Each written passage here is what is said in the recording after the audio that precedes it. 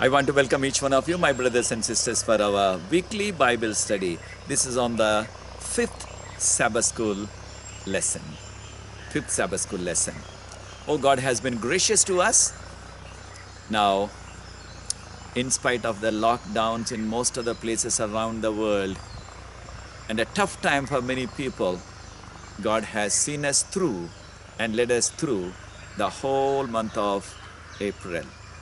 Now God has brought us into this new month, May.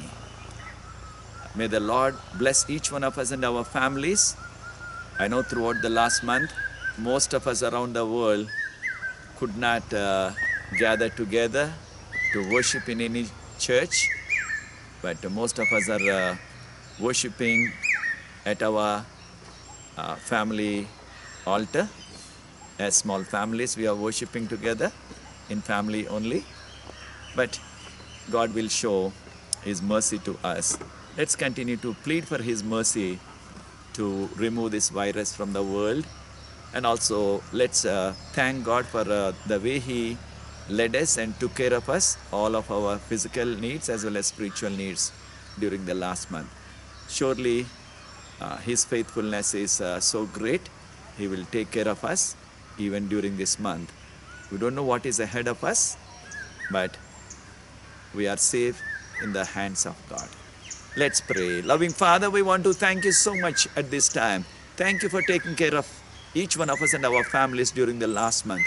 In spite of so much of lockdown in many places, you have been so gracious to us, and great is your faithfulness in providing all of our needs and also protecting us from this frightening coronavirus.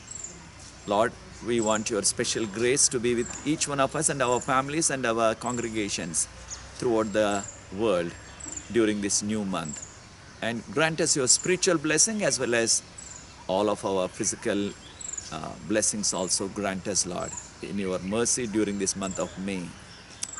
Lord, we need your special blessing so that soon we can join with our brothers and sisters in faith so that we can worship you together. And help us to understand this, your word in the form of the fifth lesson. Bless us because we pray in Jesus' name. Amen. My brothers and sisters, this is the fifth Sabbath school lesson study. The title is Scripture Alone. Of course, Scripture is another word for Bible. Bible alone. Now, this is what an expression this is from Germany, German language, sola scriptura. Sola scriptura. Now, a good number of us remember that this concept started by Martin Luther, that great reformer during the 16th century, sola scriptura. That was his main platform. That was his main theological basis on which he brought the Reformation. So, for us also as God's people, in every aspect to teach the Word of God, to have the doctrines, to have any ceremonies in the church, and to have a clear understanding of theology. Our basis is the Word of God, the Bible. That's why you are told, this is the memory text, Hebrews chapter 4, verse 12. Hebrews chapter 4, verse 12. Is there someone to read for us in English? For the word of God is quick and powerful, and sharper than any two-edged sword, piercing even to the dividing asunder of soul and spirit, and of the joints and marrow, and is a discerner of the thoughts and intents of the heart. Now, the Word of God is so powerful. It is sharper than any two-edged sword. Oh, in the olden days, especially in the battle, anybody who had a sword with both sides sharpness. Now, the sword and the knife, what we use now, it has only sharpness, only one side.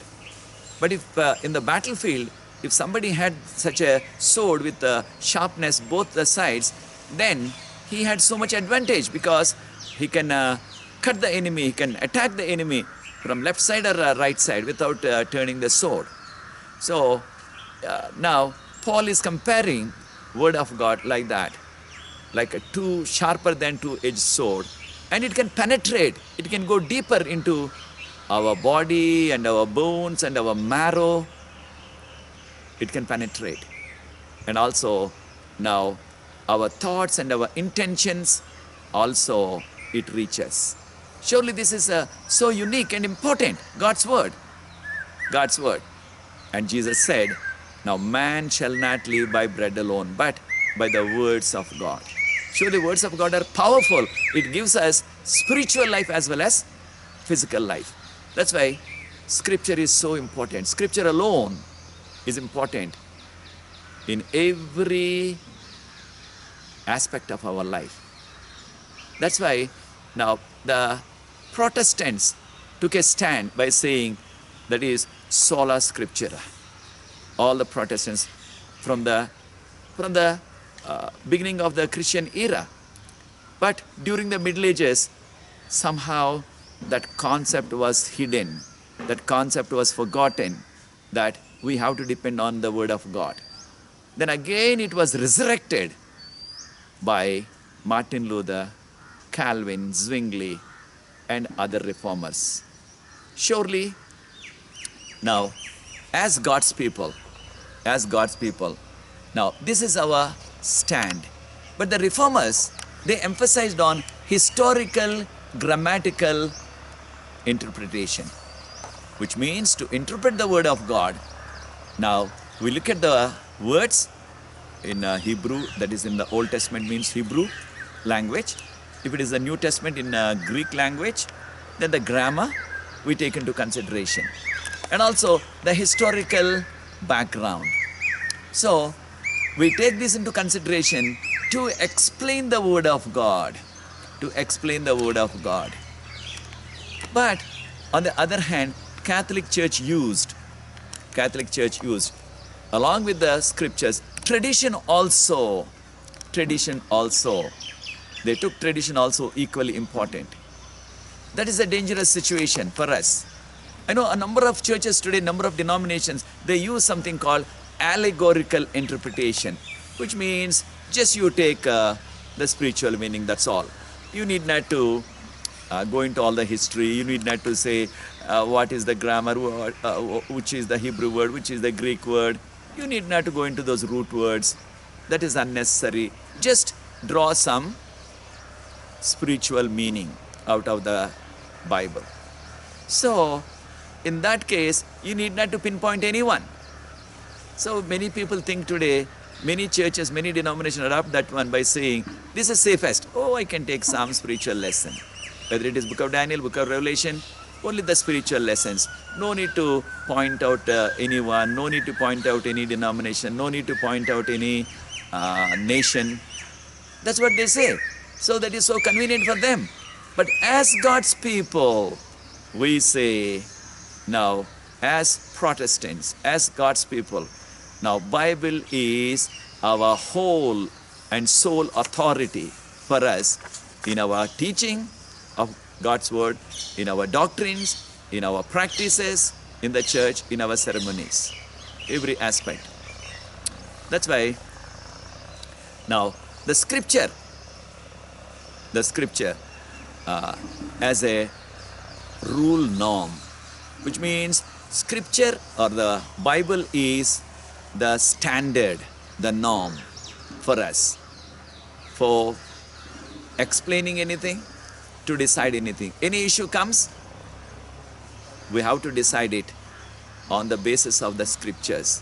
That's why our church began in 1844, and using the Bible for everything. So, to use as a proof, sometimes we call this a proof text method. Now, for anything to, let us say, show, anything to prove, anything to give evidence, we say we have to use the Bible. We have to use the Bible. especially to understand the Bible. So that's why now surely this is our standard. Now I know other aspects like what we discussed last week, like our tradition, like our culture, like our experience, like our reasoning. They are secondary, they are subordinate. They are subordinate. Bible is the main standard. Bible is above all of them. So we need to give importance to that. Paul says in 1 Corinthians chapter 4 verse 1 to 6, 1 Corinthians chapter 4 verse 1 to 6, especially verse 6. And now he says, we should not go beyond what is written in the Bible. Which means if something is revealed in the Bible, then you abide by it. Then if you are just reading beyond it, that means this is only guesswork. Our human guess is, now, it cannot be accurate. It's only guesswork. Because what is written, surely we need to understand and we need to abide by it. That's why in any matter, then we look for support from the Bible and say, does Bible allow it? Does Bible allow it? Then if there is something in the Bible, sure. If Bible says no, then we cannot. That's why don't go beyond what Bible says. Sometimes people may say, yeah, maybe it is written, but I feel this way. That is your feeling, but God doesn't approve it. That's why if everybody says, I feel it, this is right, I feel this is a good thing, then each person will have his own feeling, or each person will have her own feeling, and each person will have his own thing to say it is good and it is right. So it depends from people to people. All cannot have the same standard if it is left to the feelings of the human beings or experience of the human beings or the thinking of human beings, if you leave it. But if we apply the standard as God's word, then we come to a conclusion and say, this is what God's word says. This is what God's word says.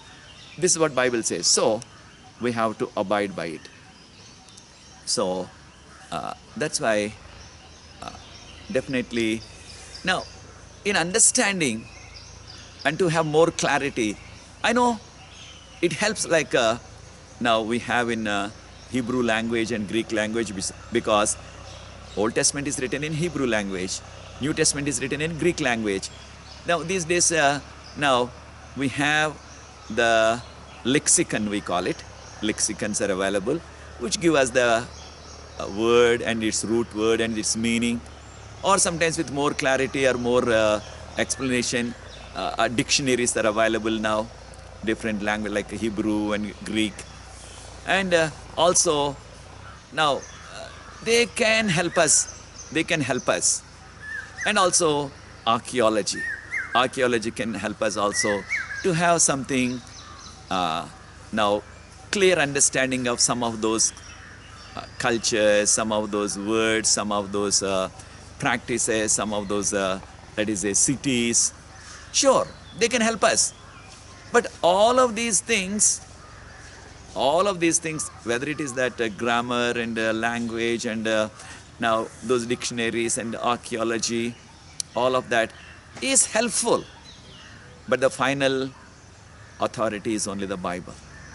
That's why we depend more. Because sometimes what happens, some of the words, because this is not our mother tongue, some of those practices, their tradition, because we did not live there. So we can get some extra light, some additional light on that. Some words, some meanings, and information about some cities, how they lived. Yes, all of that can help us. All of that can help us. For example, when King Nebuchadnezzar said in Daniel chapter 4 verse 30, is it not that great Babylon which I have built? Surely now archaeology throws us some extra light to understand that surely Babylon was a greatest city, and he had so much pride. On every brick, he made it to print the city of Babylon built by King Nebuchadnezzar. On every brick, he made them to put his seal. Then how much pride he had, and also the most beautiful city. Surely archaeology gives us or throws some extra light to understand, yes, it was really great. But he did not give glory to God. He did not give glory to God.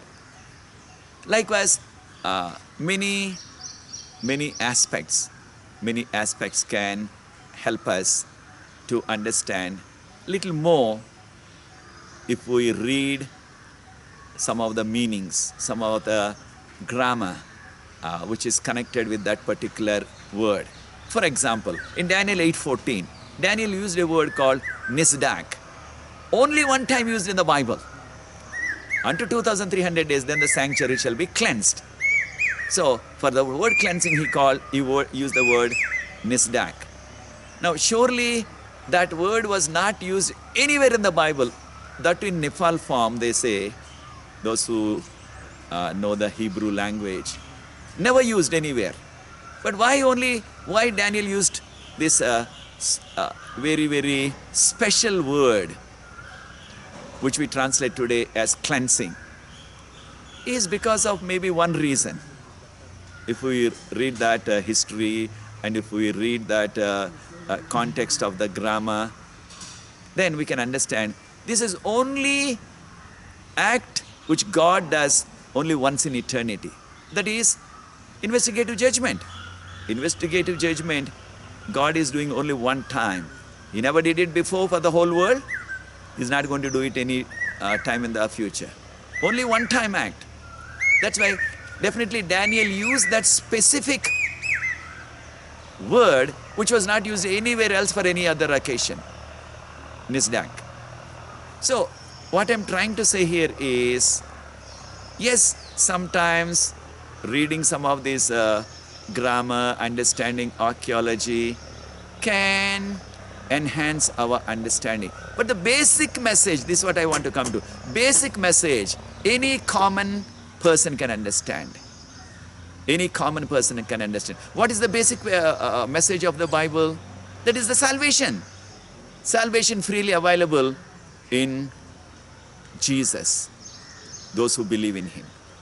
That's why basic message any person can understand. No need to have any knowledge of the Hebrew and the Greek and archaeology and other now branches of science.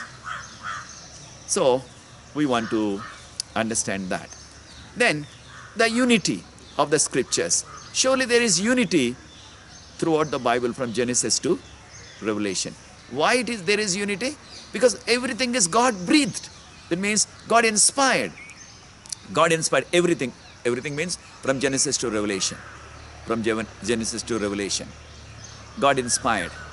Then the holy men of God spoke as they were moved by the Holy Spirit. Sure, we know this one. This is from 2 Peter chapter 1 verse 20 and 21. Since the Holy Spirit is the one inspired the holy men or those faithful people, then there is no contradiction.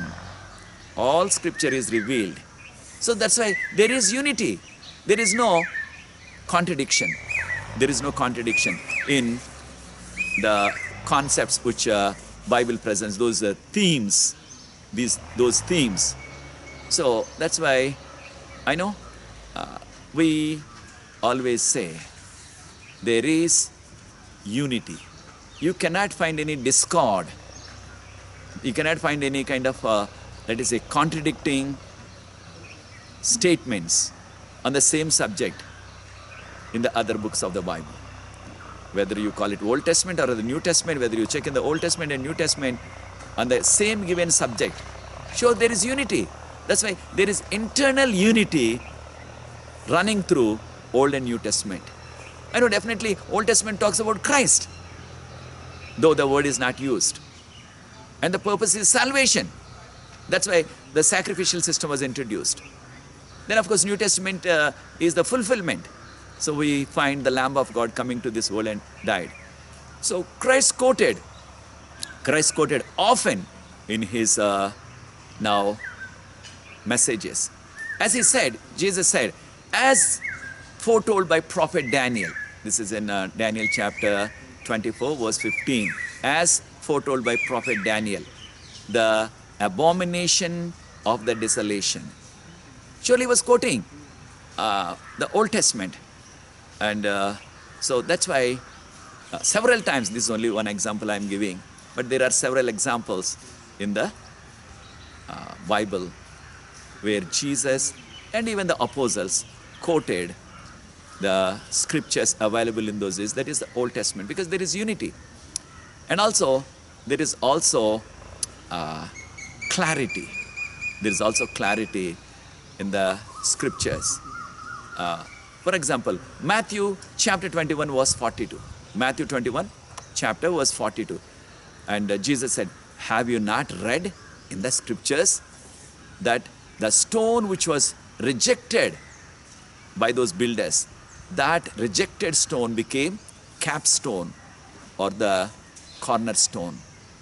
So again, he was quoting Psalm 118, Psalm 118. He was quoting. So he said, have you not read?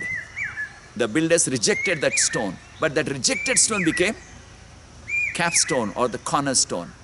Then who was that rejected stone? He was referring to himself, Jesus Christ, because they rejected him as their Messiah. They rejected him as their king. They rejected him as their savior. But he is the cornerstone. He is the capstone. So Jesus was quoting that Old Testament scriptures, Psalm 118. Surely, because there is a clarity and unity running through the Old as well as New Testaments. And Matthew chapter 19 verse 4. Jesus again said, Matthew chapter 19 verse 4, while he was teaching, have you not read that God created them in the beginning as male and female? So that is referring back to Genesis chapter 2, the creation story. God created human beings in his image. In fact, that is in chapter 1, verses 27 and 28. He created them male and female. He created them in his image. So Jesus was referring to that. He's quoting. That's why now the scriptures, what we use, Old Testament as well as New Testament, that is the Bible, the Word of God, has that clarity and the unity. That's why, as I said, the basic message of the Bible, even a common man can understand, that is salvation for all. That's why we the Protestants, we believe the priesthood of all believers. Priesthood of all believers, which means you don't need any other priest to pray on your behalf. You don't need any priest to explain the Bible to you. If you read prayerfully, surely God will give you that understanding. The Holy Spirit will now enlighten your thinking so that you can understand the basic message of salvation, which is available to all freely in Jesus Christ if we believe. That's why surely this is very essential for us. This is very essential for us. And that's why it is essential for every believer to pray for ourselves and our families, and also study the Bible for ourselves. It's not that, I know some people say, oh, this is now my pastor will read and tell. Whatever he tells, I will follow, I'll obey. Now, that is not the message of the Bible. Everybody must read the Bible and understand. For example, now, if someone eats the food, only his or her hunger only is taken care. If somebody is eating food, can your hunger be taken care? Will you be full, or somebody drinks water or some juice, then will your thirst be taken care? No. If you are thirsty, you have to drink. If you are hungry, you have to eat. Likewise, as God's people, everyone must read the Bible for himself or herself. Then we may ask that question. It is a land like our land, our country. There are a number of people in the villages still illiterate. They cannot read, they cannot write. Then what about them? Surely they can hear the word of God. God will work in His grace in their lives. They can just hear the word of God. That's why it is essential for us. Yes, we read for ourselves individually, those who know how to read and write. But for the sake of others, sure, we read the word of God to them. I know when I go to visit some villages to preach, often I do that. So when I wake up early in the morning, sometimes about 5 o'clock in the villages, sometimes 5:30. Most of the time 5 o'clock or between 5 and 5:30 in the morning, early morning. Then they play a song on the church sound system, this public address system, PA system. Then after that, somebody reads one chapter. Somebody reads one chapter from the Bible so that everybody can hear. So that everybody can hear. So then I thought, oh, what a nice practice, because many people in this village, they do not know how to read. How to read. I know I grew up in those such villages when I was small. Most of the people, they did not know how to read and write. And my father was pastoring those churches in those villages when I was small. Then I had eyesight in those days up to age 10. Then some of those people, maybe their relatives, their family members, somewhere in the other place. Usually in those places, coastal areas, some of the young people those days worked in Calcutta, worked in a city like Bombay. Some of them went to Andaman just to find some livelihood, working. Then they used to write some letter. Then these family members, they did not know how to read. They used to come to my father or mother and say, Pastor, can you read this for me? Then when they want to write some message, again, they would come back next day and say, now, can you write for us? So they would buy a postcard or something like that. They call envelope. Then they would bring something. Then they would dictate. My father or mother used to write for them. I still remember. But here, our point is that in the villages, still they are doing that. They read out word of God. They may say, let us say, today we are reading Psalm 1. Sure. Or we are reading from this chapter, Matthew, chapter 1, chapter 2, chapter 3. Maybe, I know some villages I noticed. I was there for 3-4 days for revival meeting. Each day, they were reading one chapter from particular book, which means one chapter they are reading from each book systematically, starting with Genesis. That's a good practice, so that many people who do not know how to read can be benefited. So, surely that's a good practice in the villages. I know in the cities and towns we don't need that. Though, at least in our country, there are still some people in the slums. They don't know how to read and write. But definitely what we are trying to get is, as individuals, we need to read Bible for ourselves. We need to eat to take care of our own hunger. So, it's not that, okay, now, I know sometimes many of us have this practice.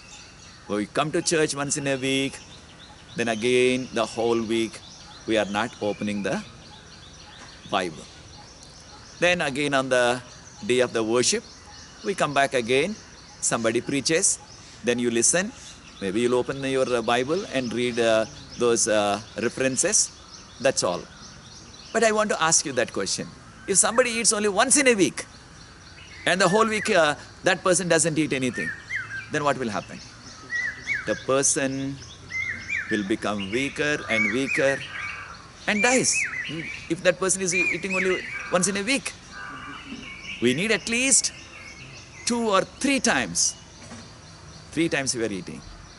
I know sometimes these days, and even some people are eating 4 times, 5 times, which they call some snack in between, which is not good for health, they say, health experts. But whatever is there, if we are eating that many times just to take care of our physical body, in order to have enough physical energy, then what about our spiritual life? We need to read Bible also. We need to have that spiritual food daily. We don't eat only once in a day. We eat at least 2 times, 3 times, or even more. Sure, that many times also, at least 2, 3 times, you read the Word of God. You need not to read the whole book at one stretch. Maybe few texts, or maybe a chapter, and meditate on it and pray. Surely that practice can give us more spiritual strength and bring us closer to God. So that's why surely this is essential for us. Sometimes when we read some texts, then we have some question, we have some doubt. Then we are thinking on that doubt till we find somebody who can help us to clarify that. I know these days in this modern time, and if you have a smartphone, I know immediately you can type that one and try in on Google. Surely you will get some answers. Or we have this facility today, you can call any of your friend or pastor or some church elder who knows the Bible and say, this is the question, this is the text I'm reading, this is the chapter, this is the verse, and I have some doubt on this, I have a little confusion. Can you clarify this one for me? Sure, it becomes easier. But many times, when you have such a doubt on certain question, doubt means some question, surely till you find an answer, then you have that curiosity. You have that curiosity. What is this one? What is this one? In fact, William Miller had this now curiosity. When he read Daniel 8:14, unto 2,300 days, then the sanctuary shall be cleansed. He was so curious. He did not know what it was. He asked several people. And everybody said, I don't know. Then he himself took that challenge to read it and read into the history and read it systematically and read it with the help of other Bible texts. Surely finally he understood that this prophecy is not days but 2,300 years. Is going to end by 1843. I know, he was so curious, it took him 2 full years to read more and more on that to come to a conclusion. I know sometimes it happens, but many of us, yes, we may have some question, we may have some curiosity on something, then we don't follow it, we leave it. We leave it. That's not good.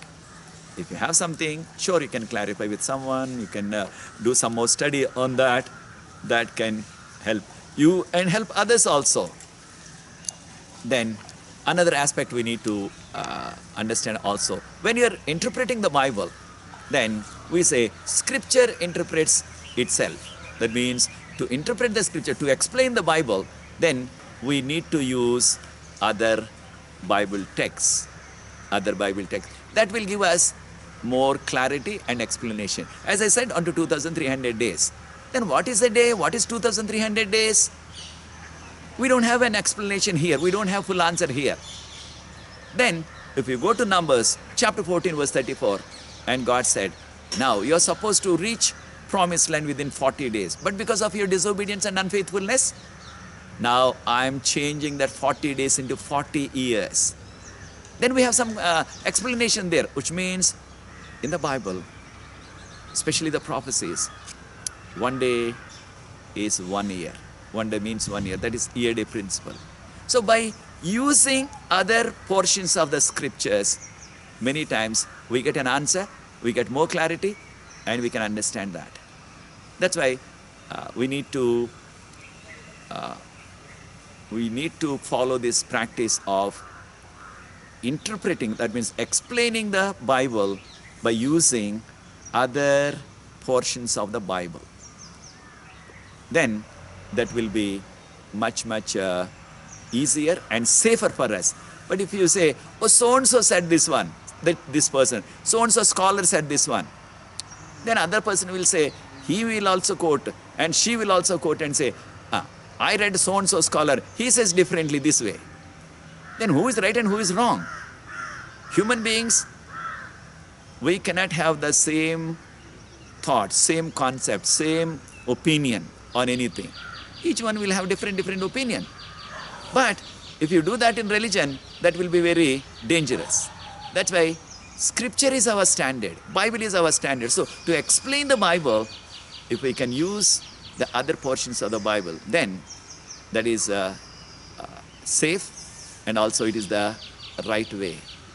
That's why Jesus also definitely used that method and explaining things by using in the light of the scripture which is already revealed. Same thing with the apostles also. For example, Acts chapter 2, Peter was quoting the prophecy of Joel on the day of Pentecost, as foretold by prophet Joel. Then the Spirit of the Lord will be poured upon people. Then they will speak in different languages and they will prophesy. He was quoting. So that was made clear because by using the scripture to explain the other events in the Bible. That's why this is also another precaution we have to take. That is, before we come to any final conclusion on any given subject, it is always the best practice to put all the texts in one place on the given subject. Something like second coming. Then if you have all the texts on second coming, then you read all of them. Of course, because all the different aspects of second coming are not written down in one chapter or in one book. Here a little, there a little. That means all of this truth is scattered throughout the Bible. So this is our part to read and gather them together. So likewise, I know we have experiences in the farm, because all of those vegetables are not in one place on one plant. You have to go around looking. Or let us say, if it is a grain, all the grain is not in one place, all scattered. We have to gather it. So truth is scattered throughout the Bible. Then we have to gather it. Then we have to read them. I know this is what very helpful if you have a concordance Bible, which means on any given topic, all the text, somebody took all the pain and all of that interest to sit and gather all of those given texts in the Bible from Genesis to Revelation on any given topic. Something like, let us say, love of God, grace of God, or something like family. You name anything. All of them are listed together. That becomes easier for us. Our life becomes easy. You need not to again sit and read everything from beginning till the end. Of course, in these modern days, we have this technology which is so helpful.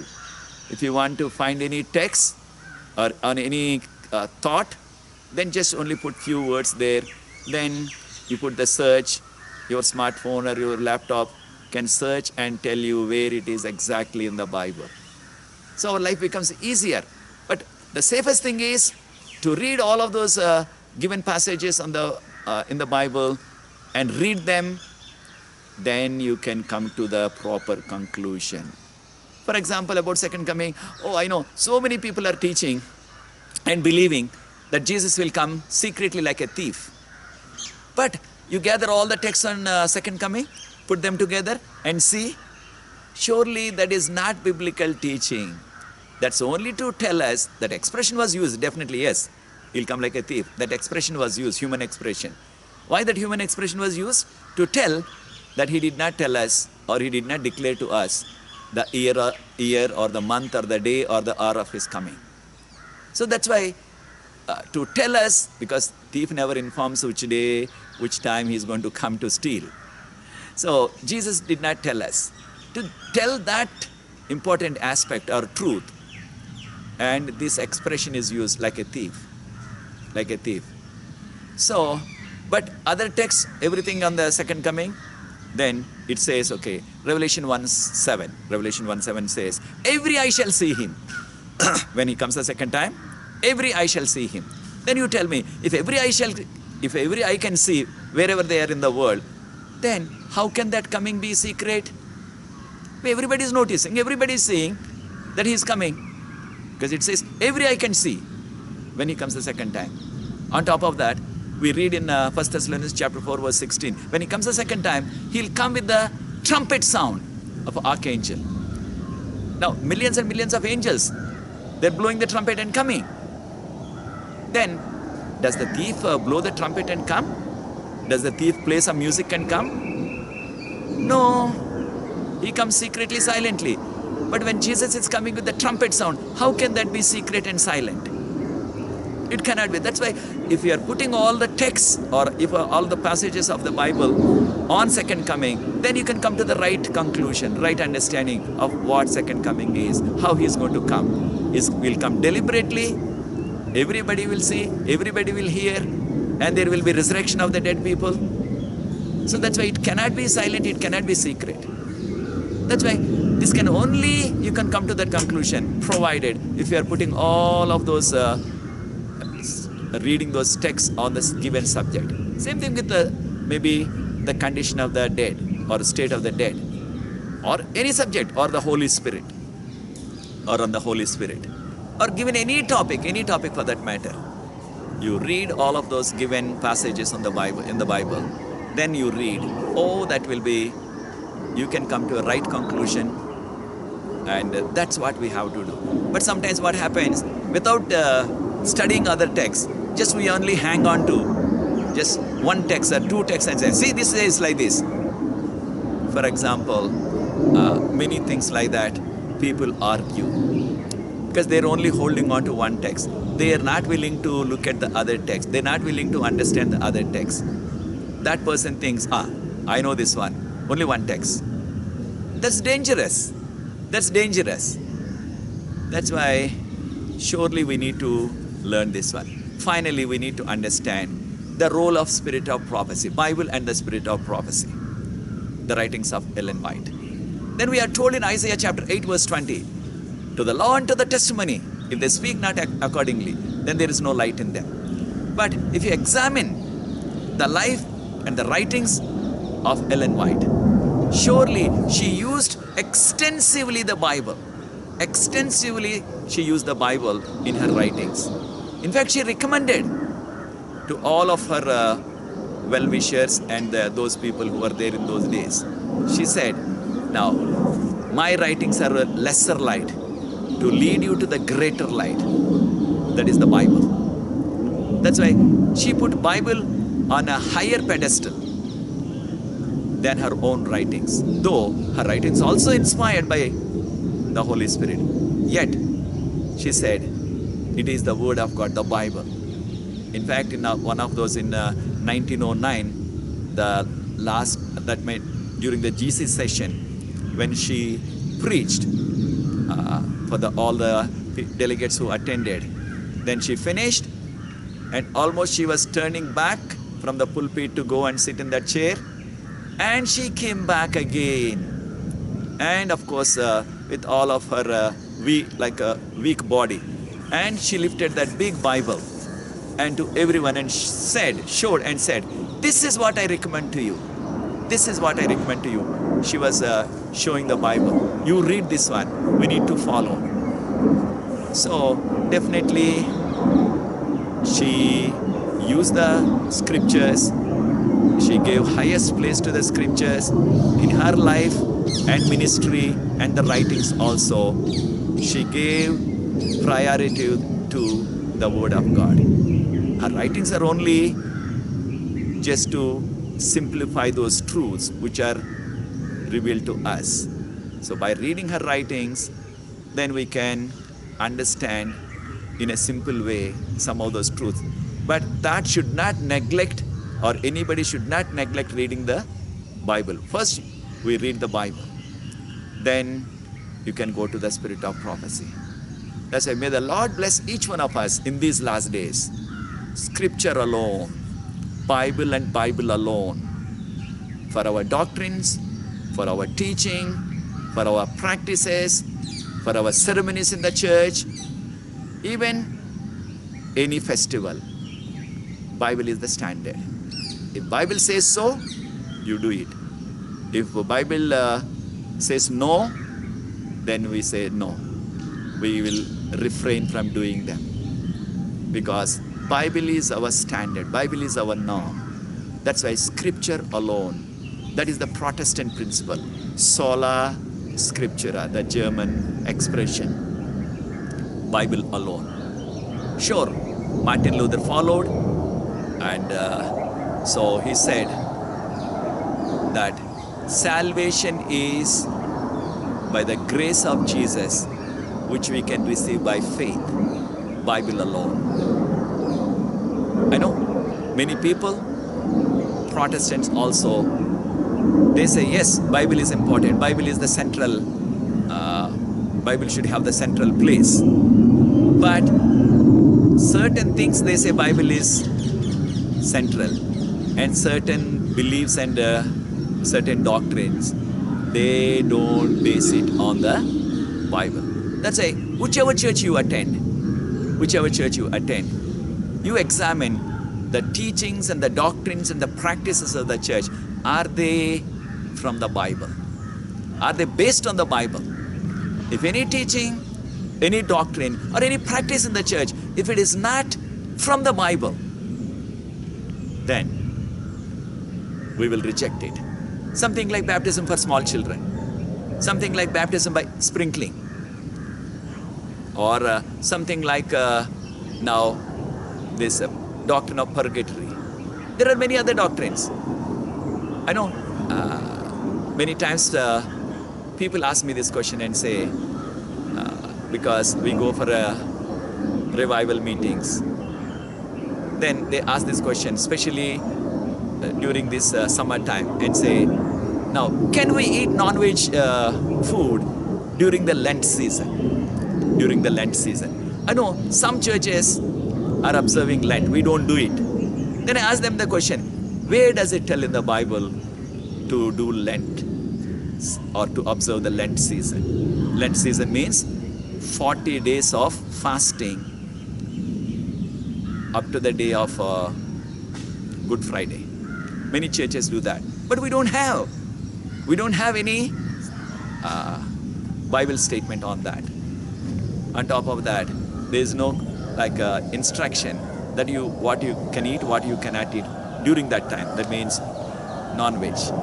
But there many churches, they say, this is what we should do. And also some young people ask and say, can I get married during this Lent season?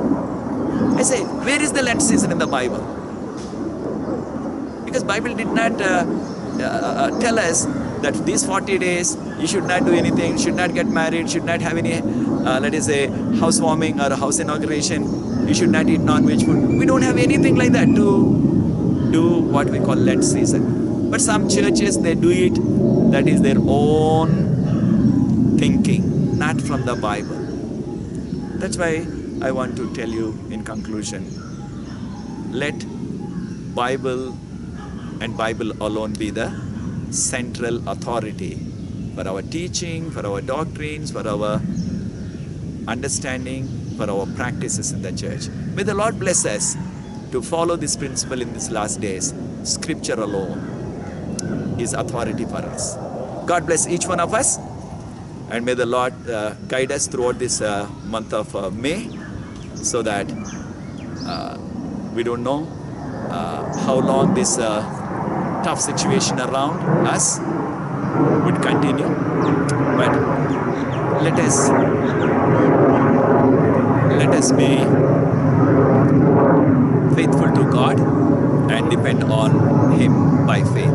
Let's pray before we conclude the lesson study. Loving Father, we want to thank you.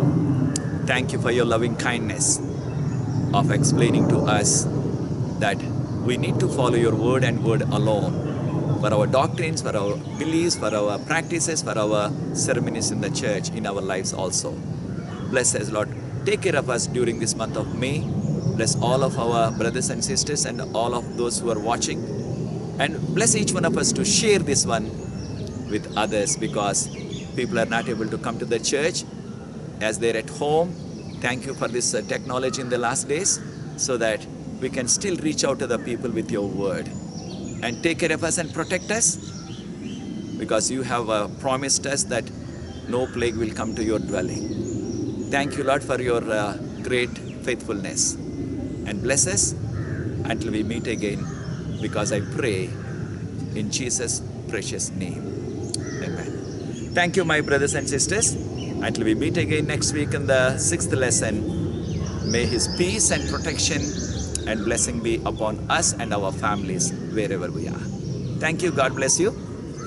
And if it is possible, share it with others, maybe online, and whichever way you can share it, and share some of God's word, because people are at home. They're in a situation where they want to spend some time reading God's word and understanding. Do something for the Lord. God bless you.